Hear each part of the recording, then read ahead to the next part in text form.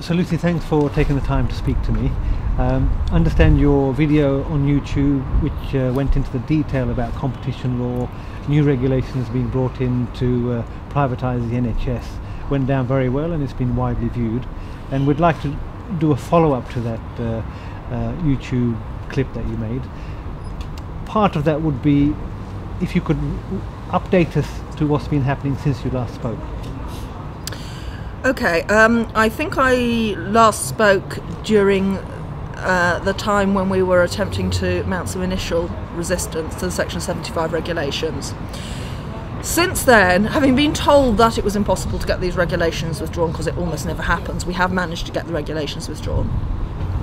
The explanation from Earl Howe, who is the Conservative Lord spokesman on health, was that they were accidentally wrong. A number of legal opinions were issued to say that those regulations would have the effect of pretty much privatising the entire NHS. So the government has explained that those regulations were issued by accident, and it has reissued some further regulations just a few days later, which are pretty much the same, really. They have taken out a couple of clarifying clauses and they have added in a number of extra words, mostly the word integration, which is about setting up an insurance-based system based on a particular US insurance model. So where we've got all the talk about integration in the changes, that's what that is about. In terms of whether they make the situation better, well, really they don't. They don't make any clear difference in legal terms. Everything still has to be put through the competitive market. If any kind of private provider would want to be interested in it, it's mandatory to let them have a go to bid for it. And in terms of what the legal impact of the changes are, they make it harder for CCGs on the whole to be absolutely clear where the legal limits are. So really what's going to happen is that the doctors in CCGs and the other people in CCGs are going to have to either decide to completely play it safe so that they never break the law and never end up in court over this and they can't possibly be bankrupted by it, by just putting everything through the competitive markets as the government wants. Other CCGs which want to try to do better for their patients than that arrangement is ever going to allow them to will find that they are basically forced to put their practice at legal and financial risk in order to try to get something better for the patients, because if a corporation that wants that work objects, then they will simply drag them through Monitor and the courts under competition law rules, and they will end up winning because the rules are stacked. So they've taken away the regulations we objected to and they've reissued other ones which they said were very different but actually are pretty much the same as far as all the lawyers are concerned. David Locke, you see, has offered some very, very clear advice on that. He started out being contracted to provide a legal opinion in the line of his work, so he did that and then discovered that because the Conservatives politicians didn't appreciate the content of this opinion, they had started launching ad hominem attacks on him, and he has therefore been a lot more explicit in a follow-up. So we have a little bit more information about what's going on now, and we are also moving into some background we've received about where those Section 75 regulations came in. We have been told that actually they have been effectively imposed on the country by Brussels, secondary to a request from Washington, which wants all EU health systems harmonised into a US-style financing and legal system prior to the US-EU trade treaty that's just coming up. So that's where we are with that now. We found that the government, despite many reassurances when the Act was going through, tried to sneak in regulations which would lock in privatisation. This was spotted by efforts of people like yourself and others, brought to the attention of the parliamentarians who have acted to try and get these statutory instruments or regulations withdrawn. The government listened but have produced regulations which are practically the same, have the same effect, and the fight goes on. I understand you're saying this as an international aspect to it with the US-EU trade agreements that are coming up in June. Would I be right in saying that the work that the campaigners such as yourself and medics and other people, what would you class this as a success, or do you think it's work which is ongoing? Well, given that we were told that it wouldn't be possible to get rid of the regulations, it's obviously very pleasing to have got rid of them. Clearly we have a large battle still to be fought, but there has been a sizable gain in that many people previously felt that the government were trying to do a difficult job maybe not succeeding terribly well, but making a fair stab at the job that they were supposed to be doing. A number of those good-hearted people have observed what they were told a year ago and what we're seeing now, and what the lawyers' hard opinions on over what those regulations will do in comparison to all the soft soap we were told about what they would do and how fantastic they would all be. And the gap between those two things is starting to make people understand that this is not an innocent error.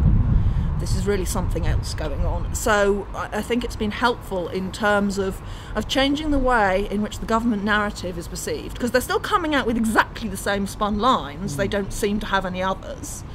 But now people are starting to interpret them rather differently and starting to understand that this may not be incompetence, it may be more in the nature of betrayal.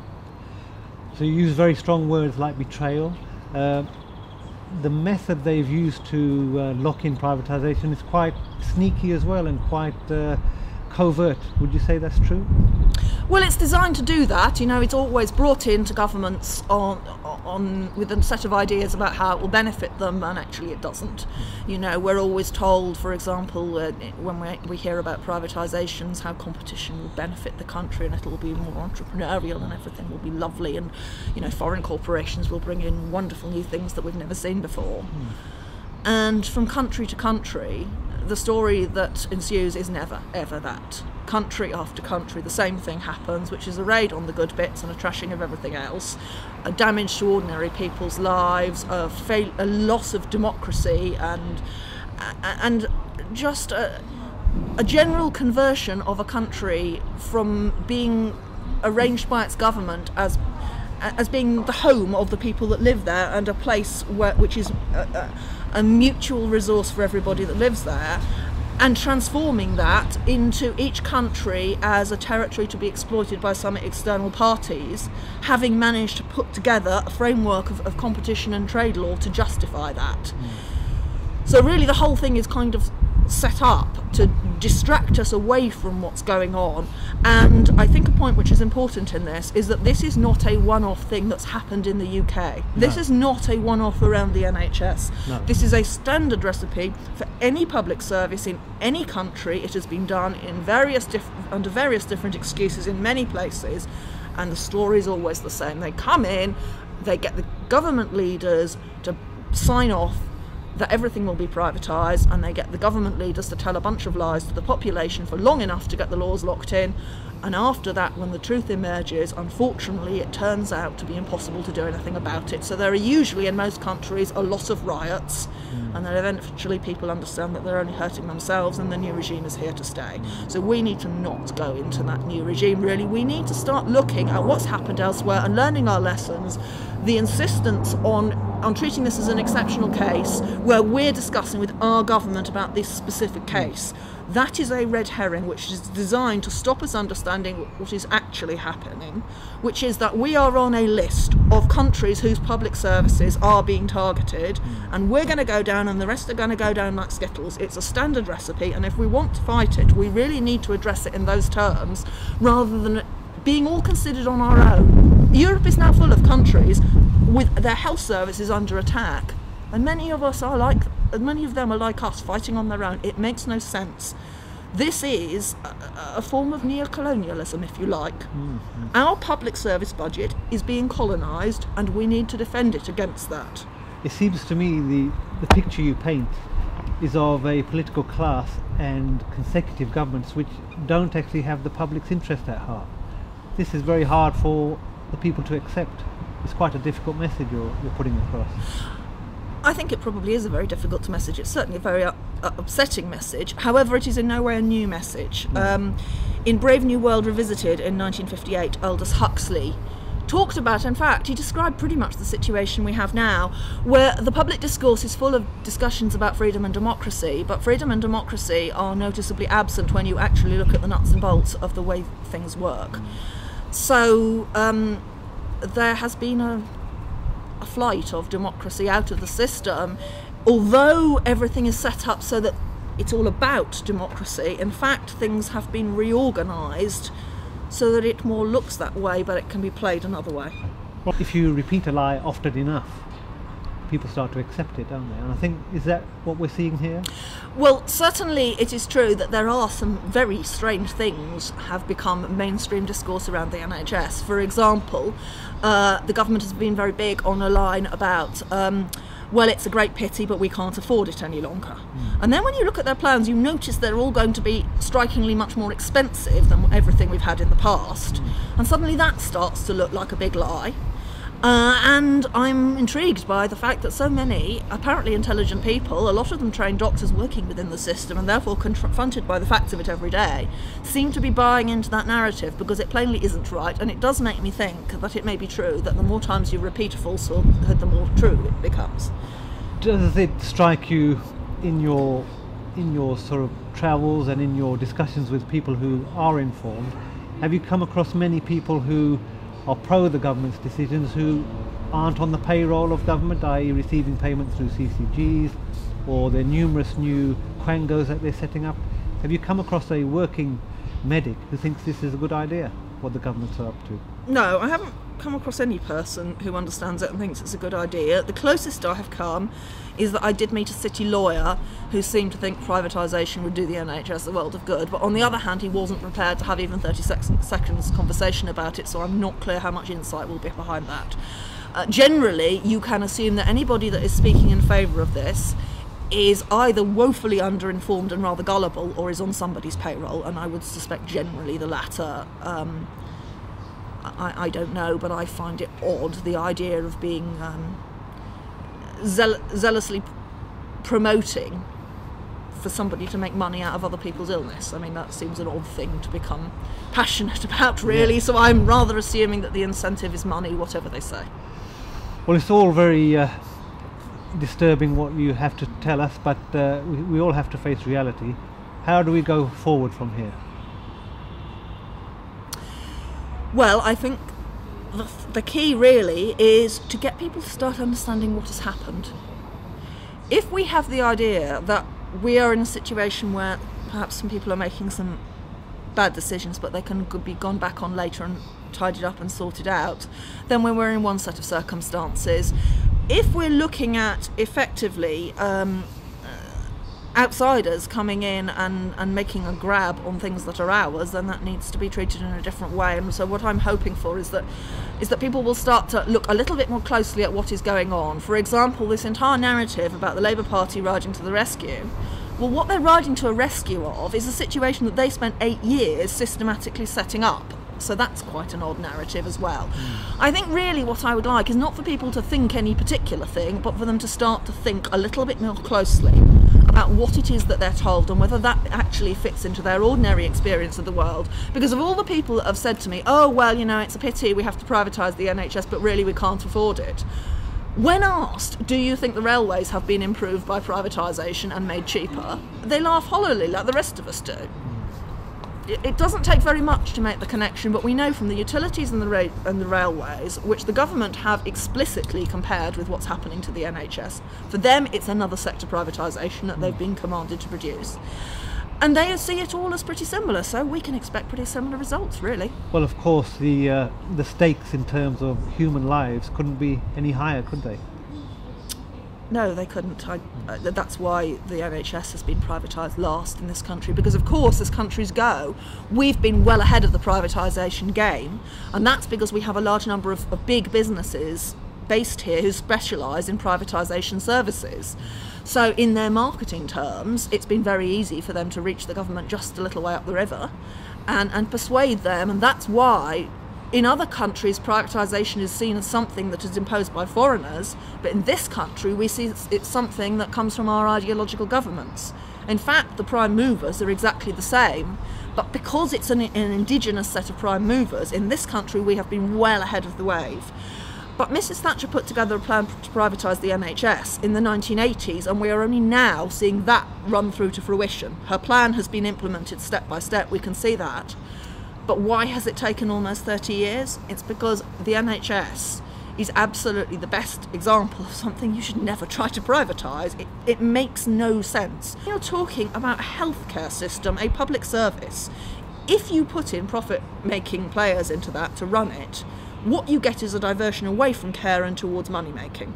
Healthcare is certainly one of those things that we know from both from theory and from evidence, a large body of it, is done properly by a central organisation providing as a service rather than as a money-making opportunity for somebody that we expect to also result in public services. That plainly is not a logical way to expect things to work out, and indeed it won't.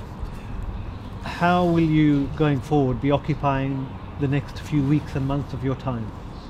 At the moment, I'm still working on the Section 75 regulations because obviously that is a crucial battle to win, and we have managed finally to get people's minds concentrated on the real core of the issue. There was a lot of discussion about the other contents of the Health and Social Care Act. There are many horrors in that bill.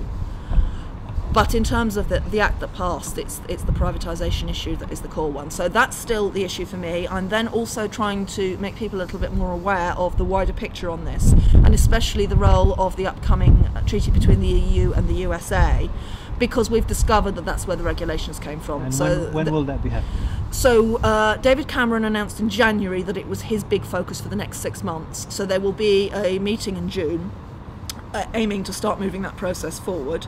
So we're trying to get people aware of what exactly the link is between that process and the NHS.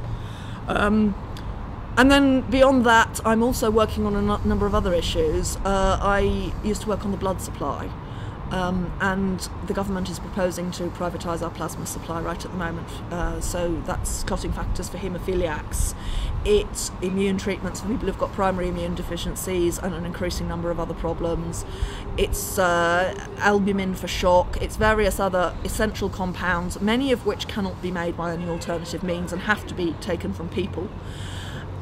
And the way to organise that in a developed country is to have our own plasma source and control the process so that it is done as cleanly and safely as possible. The government has a company which is supposed to do that, and it's about to privatise it in return for not very much money. It's about to throw the life survival chances of our haemophiliacs and various other categories of patients just to be gambled on the open market, because the international plasma trade is a filthy business. It's certainly the relabelling of horse as beef looks pretty small compared to the kind of relabelling issues there have been within the international plasma market, and there haven't been one or two bad things go wrong. There have been repeated bad things go wrong. Every single manufacturer pretty much has had some scandal at some sort of time, and so I'm working specifically on that privatisation to try and oppose that. But it's also an interesting case study of just exactly how much profit does not belong in health sector matters, because there are many really truly horrifying stories from the plasma trade around the world where the profit principle and a considerable lack of any kind of morality has resulted in the most disgusting abuses of people's rights. Can you give us a quick example? A quick example, certainly. There is a prison in Arkansas. In Arkansas, prisoners are not allowed to earn money except by selling plasma, so they were encouraged to sell plasma. They weren't selling it under sanitary conditions. Instead of having doctors and nurses running the centre, they basically used inmates, prison inmates. So they had facilities to screen blood donations, but donors before they gave. But the clerk who was running that operation was, of course, an inmate, and because this is the only way people had to make money, for inmates who'd already had a positive hepatitis B test, they were selling them the right to go around the screening. So they were bribing their way around the So screening people system? who were barred from making money from their plasma because they definitely got a dangerous infection were bribing their way in to continue to supply. So that's a small thing that went wrong. There are a number of rather large things that went wrong. And they ended up killing thousands and thousands of people across the world. This started up in the 1960s. By the early 80s, it was plain that it was transmitting infections rather a lot. And the government in the US started to try and control the worst excesses of this. What ended up happening wasn't that the plasma people stopped collecting off Skid Row. They just stopped collecting off Skid Row for US supplies, and they sold their Skid Row supplies all over the world. So at one point, when there had just been a clampdown, the Arkansas prison director found it impossible to sell his blood, and he phoned all over the world. He found one broker in Canada that would take it, and that Canadian broker accepted a big contract and sold on not only to Canadian haemophiliacs, but also Italy, Spain, Switzerland, and I believe France. So it was unsafe plasma. Everybody knew it was unsafe plasma. One particular private broker was prepared to take a punt on the idea that he could make money by concealing where it had come from, and that killed thousands and thousands of people. A single incident, and there have been many. So Lucy, that's quite shocking what you just told me. What is even more shocking is this is the model that the government is pursuing for all healthcare in this country. On a more positive note, what can the people watching this recording do? What can we practically do as members of the public, as professionals? How can we start to act to defend our NHS? Well, one thing that people often comment on is the extraordinary silence surrounding this privatisation. The government has managed to keep things incredibly quiet, and that's really important as a platform of the strategy for privatisation, to make sure that people do not find out until it's too late. Now, it's not yet too late, so the most productive thing that anybody can do is to tell people. Tell your family, tell your friends, tell the people at bus stop, tell your kids, tell your parents, tell your friends, tell every club and society you are a member of. Get stuff out through the networks. Every person in this country is being ripped off. Every person in this country could end up dying because our services are going to deteriorate very substantially. It's really something where we all have a stake, and so the best thing to do is to get the word out by any means possible.